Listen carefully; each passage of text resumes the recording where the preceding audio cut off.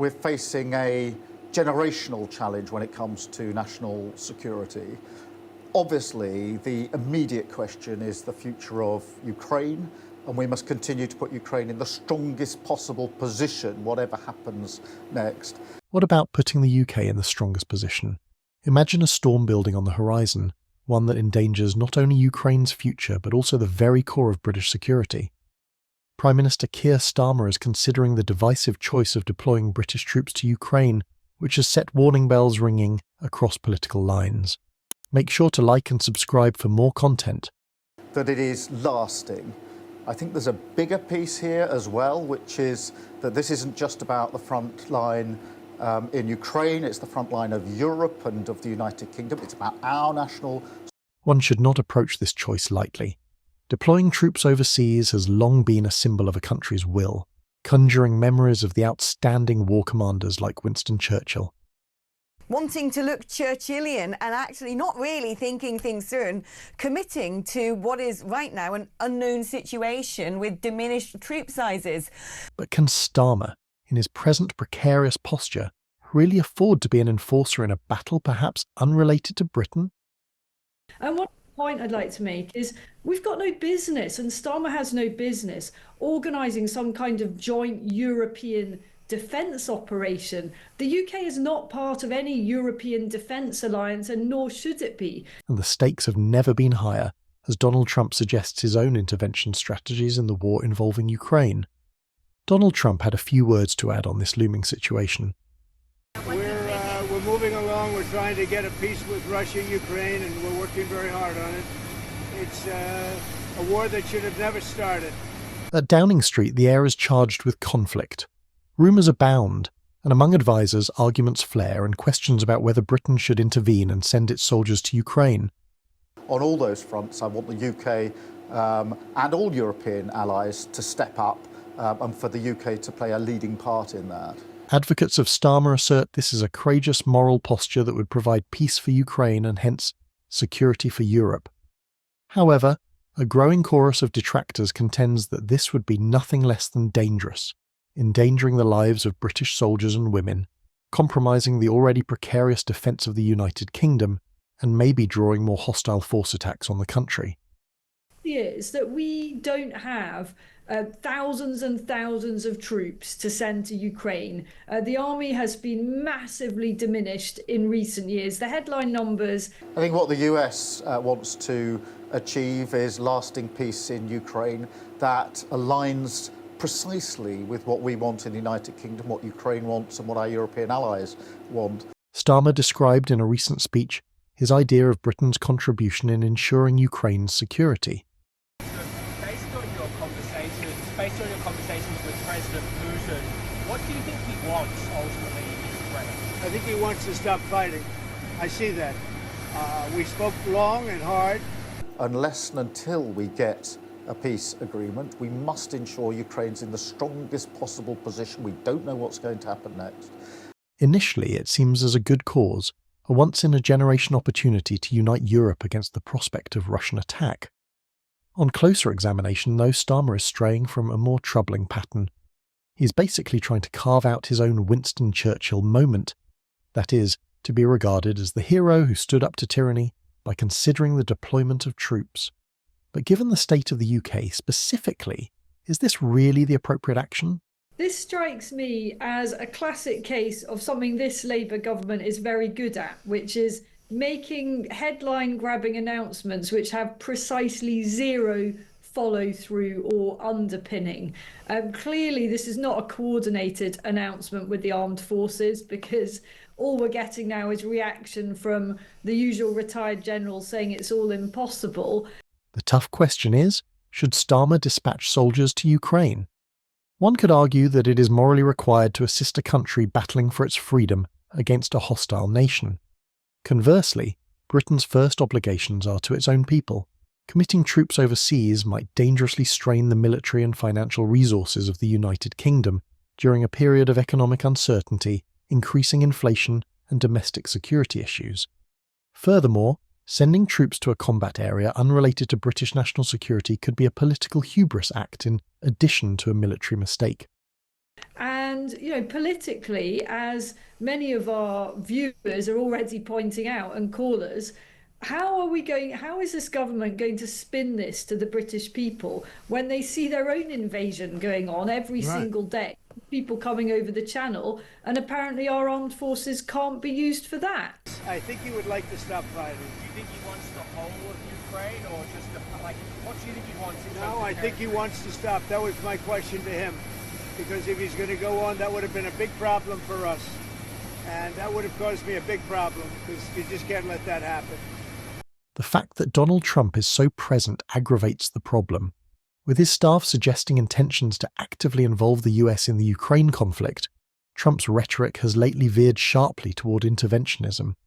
Trump's bold trade policies and unconventional foreign policy have already upset world markets. His most recent comments imply that should the UK deviate from his vision, it might suffer greatly both politically and economically.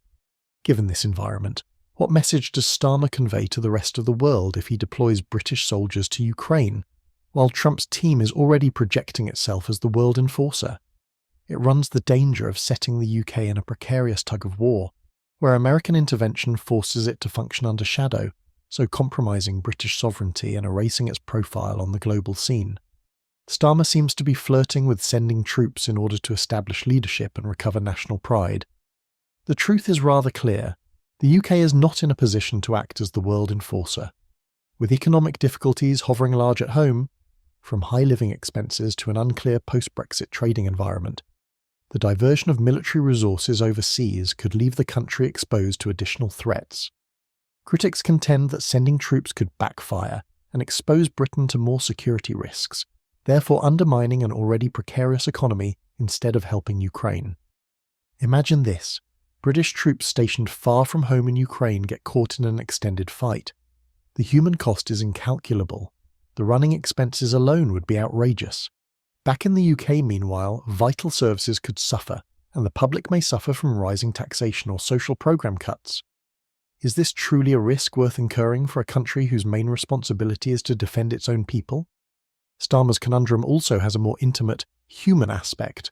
For decades, Britain has turned to its war veterans for inspiration, people like Winston Churchill, who guided the nation through its worst years with unflinching determination. Some in Starmer's camp now appear ready for him to have his own Churchill moment, a strong, forceful leadership event that will live in memory. But Churchill lived in a different era. Though frequently divisive, his choices were taken in line with a country struggling for its own survival.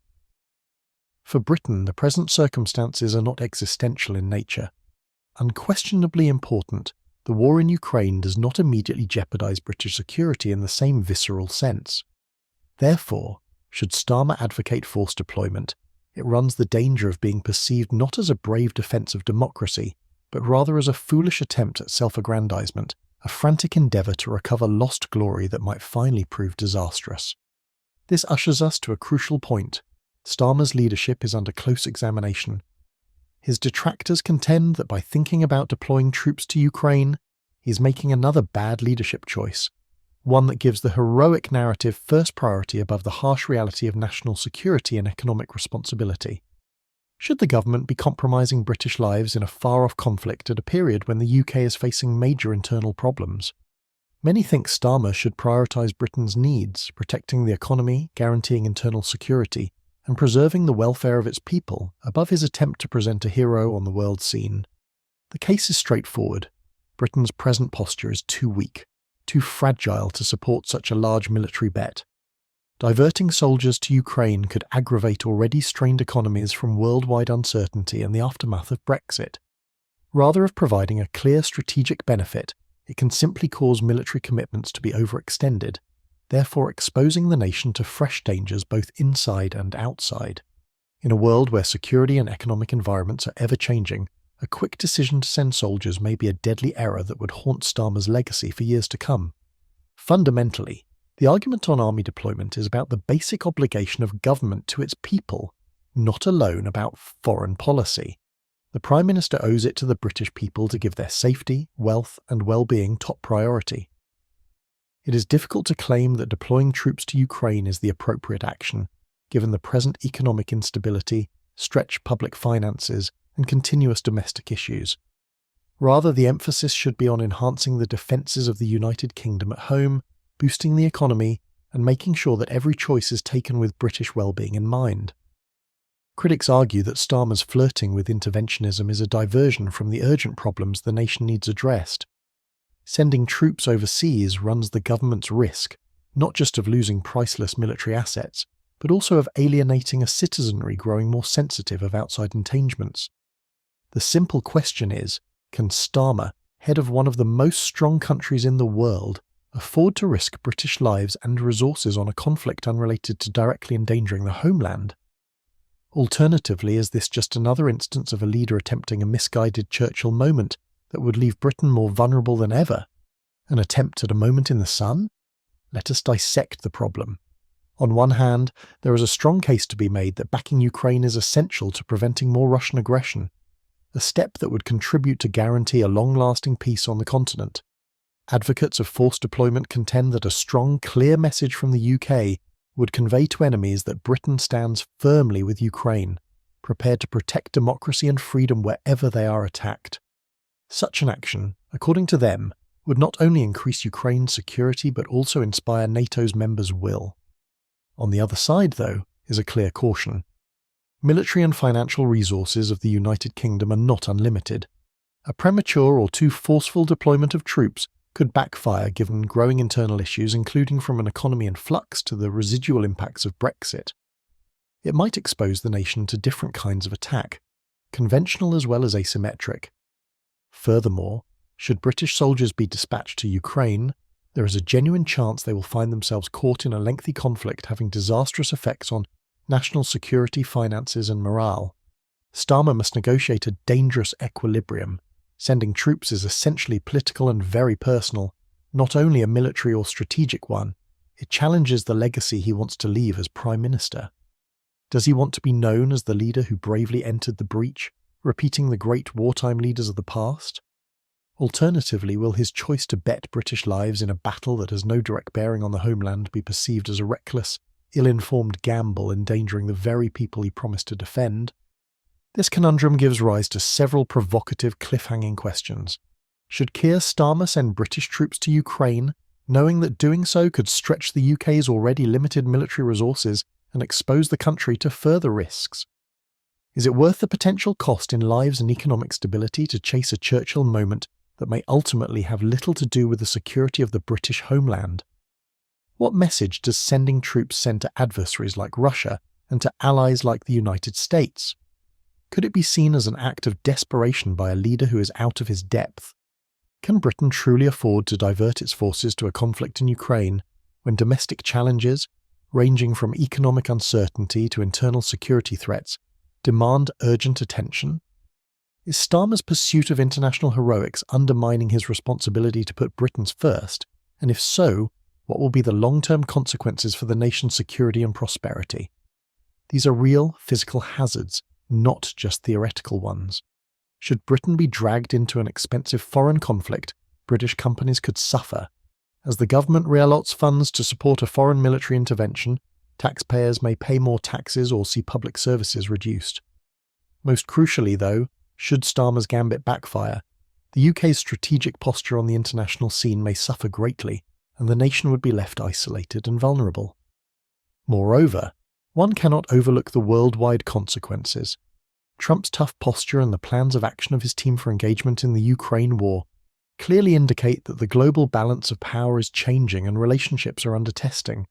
Should the UK be judged as ready to send its forces into a fight unrelated to directly endangering its own security, it might empower enemies and sour ties with important friends. Long term, this could cause a rearranging of world alliances that leaves Britain with less friends and more enemies. The issue of leadership is central in this argument. Prime Minister Keir Starmer finds himself at a junction. On one side, by acting forcefully in favour of Ukraine, he has an opportunity to show vision and bravery. Conversely, this kind of action poses great hazards for national security as well as human life. Critics contend that his present stance is far too weak to support the sending of British forces overseas.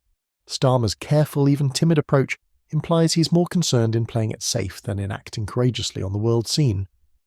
This has resulted in an increasing chorus of voices among the public and inside the political system, challenging whether Starmer is really up to the job. Is he only following the ghost of Winston Churchill, a leader who dared to act in the face of overwhelming circumstances without having the strength or strategic clarity to support his aspirations?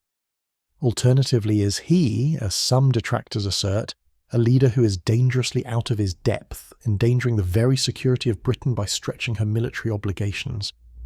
In essence, any government's main duty is to defend its people. The choice to send troops overseas has to be balanced against the possible cost to home security and economic stability in these stormy times. Britain is still adjusting to the shocks of Brexit, navigating economic uncertainty, and dealing with domestic security issues.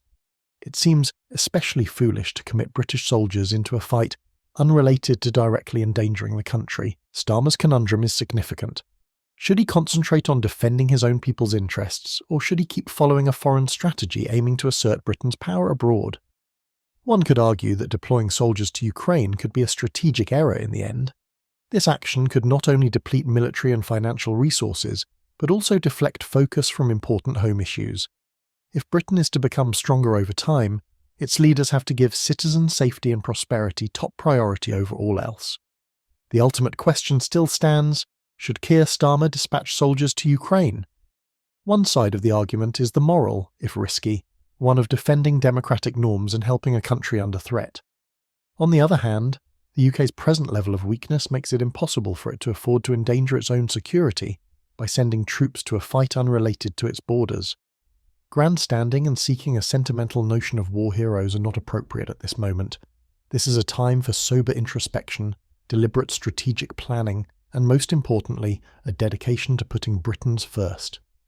Though on paper Starmer's quest of a Winston Churchill moment seems heroic, the fallout from such a choice could be disastrous.